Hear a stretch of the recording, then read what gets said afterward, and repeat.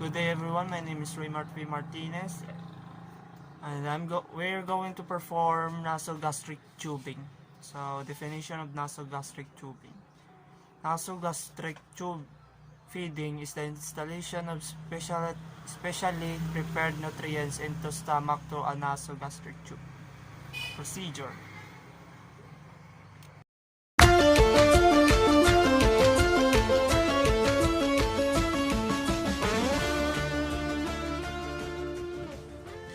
Explain the procedure to the patient. After explaining the procedure, perform hand hygiene. Prepare the feeding container to administered formula. Have tube feeding at room temperature. Connect the tube to container as needed or prepare the ready-to-hang container. Shake the formula container well and fill the container and tubing with formula.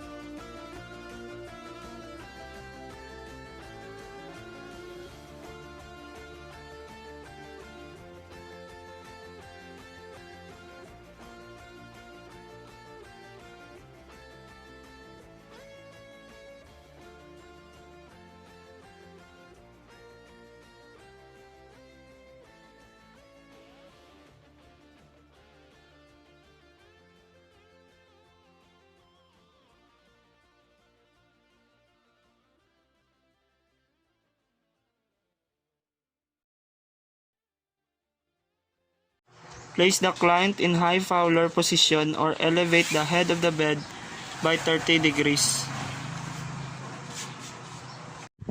Determine tube placement. Aspirate the gastric content to check for gastric residual. Return the aspirate content to stomach unless the volume exceeds 150 ml. Measure pH aspirate GI content and observe the aspirate appearance. Consider the result from pH testing and the aspirate appearance together.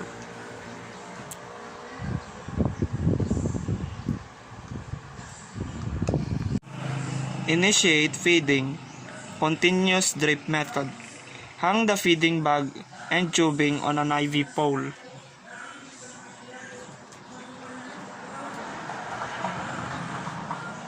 Connect the distal end of the tubing to the proximal end of the feeding tube.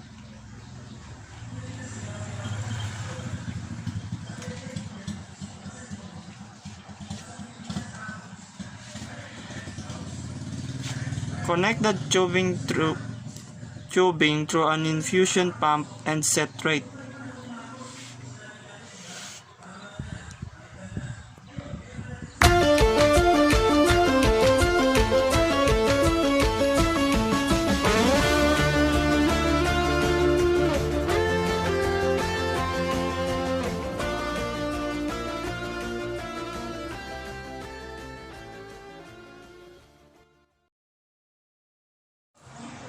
Advance the tube feeding gradually.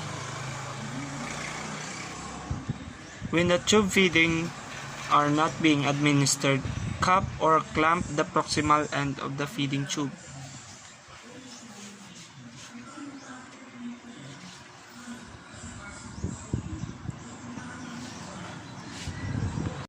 Administered water via feeding tube as ordered with diluted formula.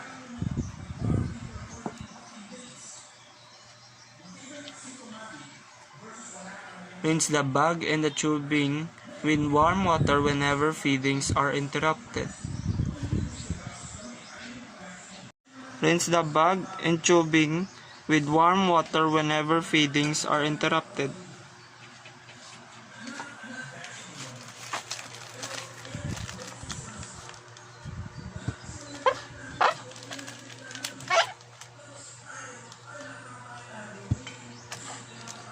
Measure the amount of residue every 4 hours.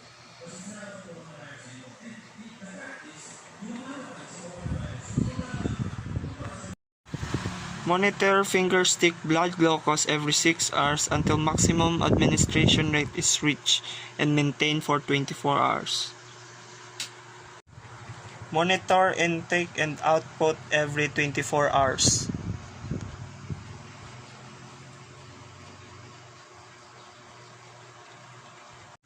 Wait the client daily until maximum administration rate is reached and maintain for 24 hours. Then wait the client 3 times per week.